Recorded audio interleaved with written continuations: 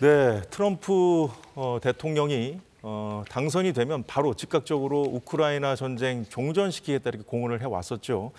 그동안 사실 안보 관련된 그 수장들의 인준 절차가 좀 필요하다 보니까 시간이 조금 걸렸습니다. 근데 이제 그 우크라이나 전쟁 종전 협상을 좀 본격화하는 그런 움직임을 좀 보이고 있는데요. 이 관련해서 민정훈 국립외교원 미주연구부 교수와 함께 짚어보도록 하겠습니다. 어서 오십시오. 네, 오랜만입니다. 예.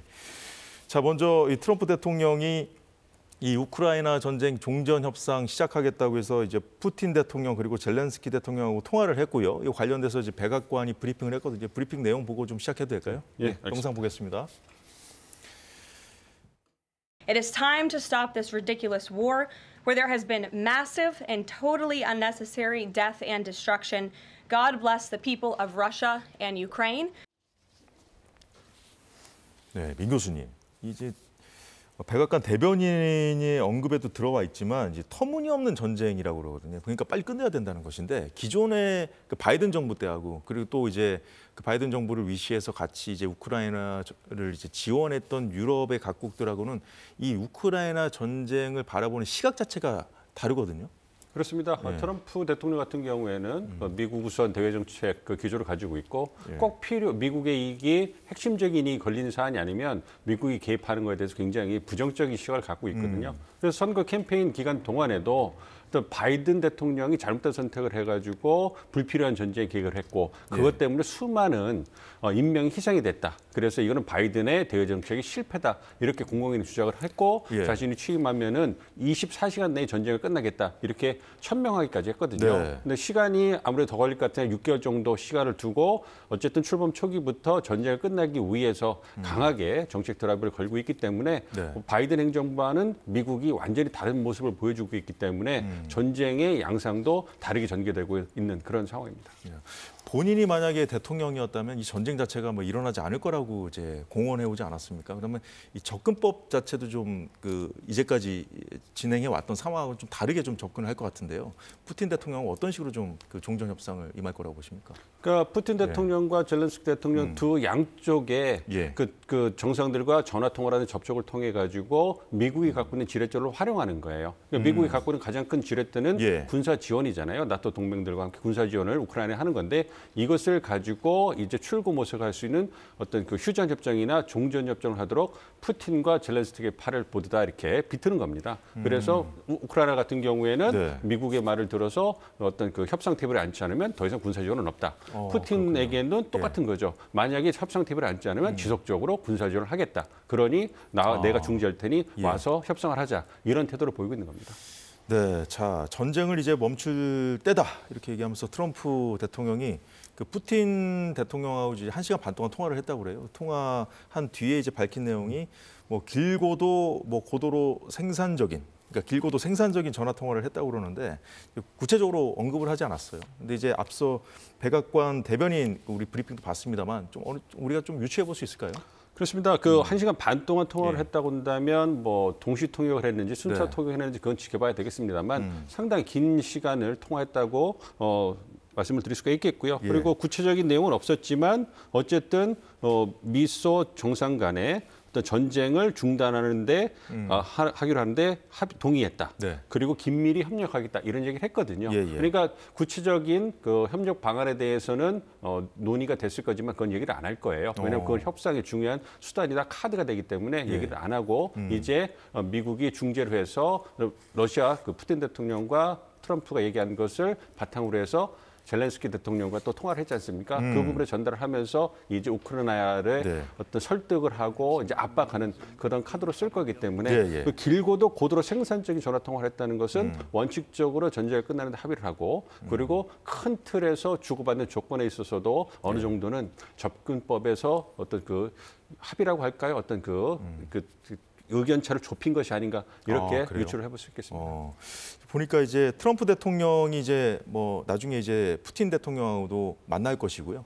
그러니까 크렘린궁에서도 이제 트럼프 대통령을 초청했다 이런 공식 발표도 있었거든요. 근데 그에 앞서서 이 국무장관하고요, 그리고 CIA 국장 인준 절차 마무리되자마자 지금 그 협상팀 가동하라고 지시를 했거든요. 이제 미넨에서 또 이렇게 만난다는 것인데 어느 정도 좀 그 이제 협상안을 좀 마련해 둔 상황이라고 보십니까? 그렇습니다. 큰 틀에서 미국이 예. 지금까지 우크라이나 전쟁을 끝내기 위해서 많은 적극적인 노력을 했다고 생각하고요. 어떻게 보면 드림팀이잖아요. 미국 입장에서는 국무장관도 가고 CIA 네. 국장도 가고 그다음에 우크라이나 특사까지 가면서 전방위적으로 전쟁을 끝내기 위해서 공세적으로 움직이고 있거든요. 예. 그걸 위해서는 당연히 러시아와 우크라이나에 제한할 수 있는 어떤 그 대안이 있었을 것이고요. 그 부분에서 어느 정도는 말씀드린 것처럼 정권법에서 어떤 그 합의를 보고 있다. 이렇게 좀 보고 있기 때문에 예. 말씀해 주신 것처럼 이번에 미넨 14일, 16일에 개최하는 미넨 안보회의에서 어느 정도까지 3국이 어떤 의견에 있어서 절충을 이룰 수 있을지 굉장히 관건이 관심이 주목되고 있고요. 거기에서 만약에 러시아와 우크라이나, 특히 우크라이나 쪽에서 미국이 제안하는 것에 대해서 어느 정도 수긍하고 따라온다면 그러면 전쟁이 출구를 찾는 데는 급물살을 탈 수도 있지 않을까 이렇게 예상을 하고 있습니다. 근데 이제 젤렌스키 대통령은 그동안 이제 미국 대선이 끝나기 전 그 대선이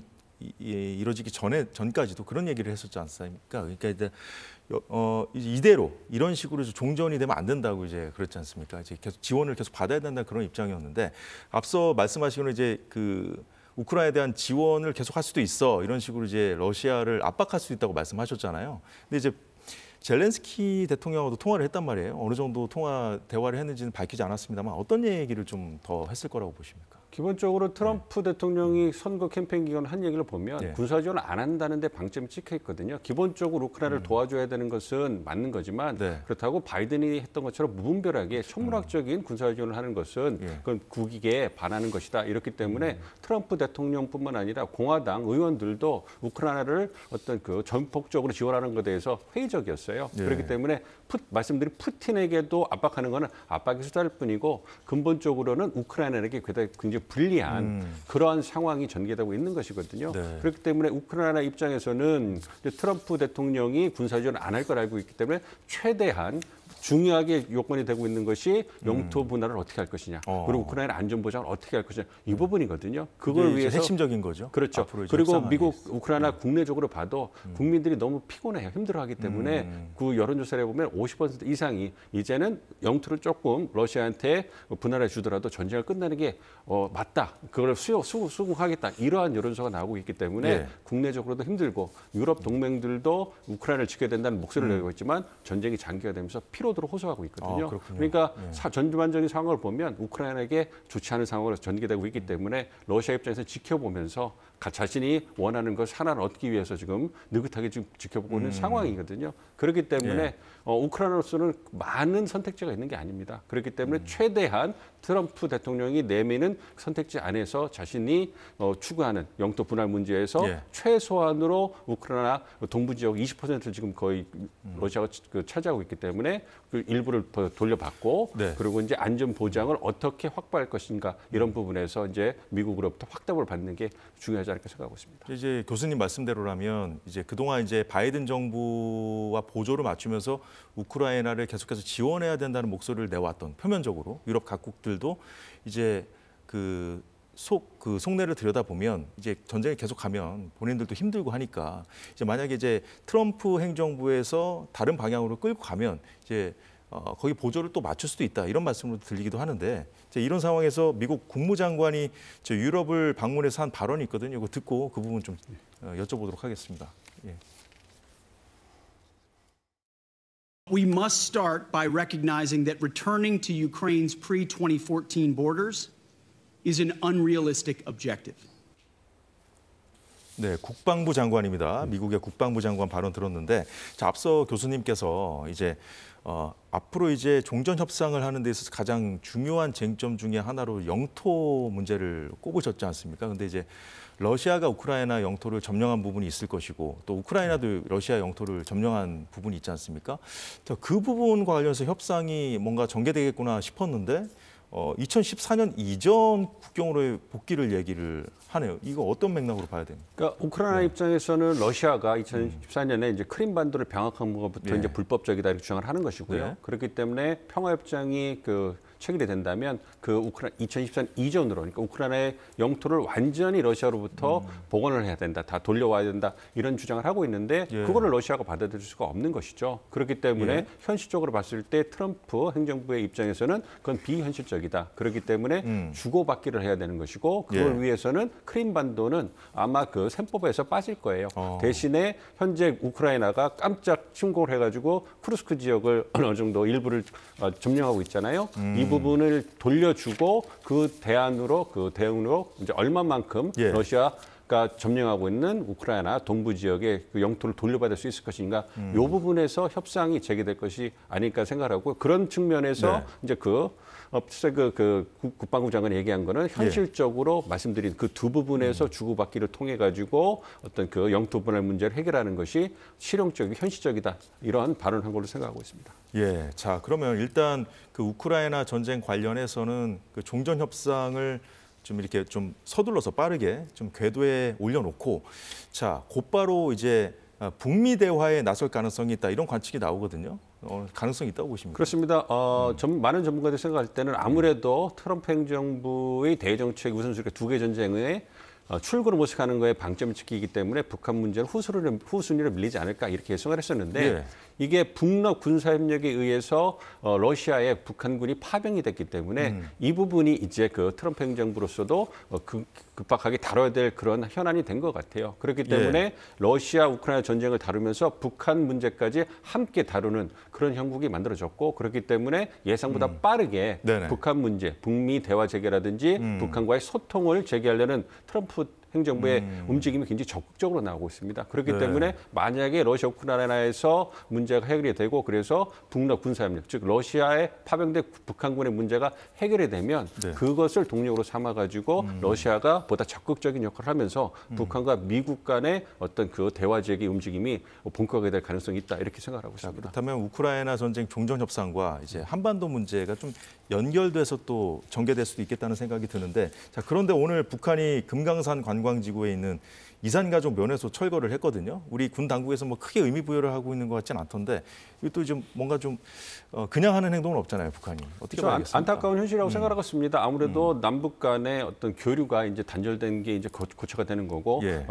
김정은 정권이 주장했던 그 적대적 두 국가론을 본격화하는 상황이고, 그리고 트럼프 행정부가 들어와서 북미 대화 체계 가능성이 이제 본격화되고 있는데 이런 상황에서 남북과의 관계를 완전히 끊어버리는 그런 상징적 조치를 다시 했기 때문에 여기에 이제 한국이 북미 대화가 재개될 때 어떤 역할을 해야 될 것인가 이것이 이제 과제로 이제 그 부각될 것이다 이렇게 생각하고 있기 때문에 그런 네. 측면에는 안타까운 측면이 있지만 그렇다고 해서 북한이 이것이 뭐 군사적 도발로 이어진다든가 이런 그런 조치를 취할 거라고 생각하지 않고 있습니다. 왜냐하면 예. 현재 한국에서 진행되고 있는 그러한 그 국내적 정치 혼란에 있어서 북한이 개입한 것이 아니냐 이렇게 그 논란이 되고 있기 때문에 이러한 상황에서 북한이 군사적인 움직임을 통해 가지고 네. 논란에 뛰어들 그럴 가능성은 크지 않다고 보고 있고요. 그리고 북미 대화 재개 가능성이 지금 본격화되고 있는데 그런 상황에서 남북 관계에 있어서 군사 도발을 통해 가지고 어떤 분위기에도 찬물을 끼얹을 그럴 상황은 아니기 때문에 그런 걸 본다면 아무래도 남북 관계 단절을 통해 가지고 북미 대화 재개에 있어서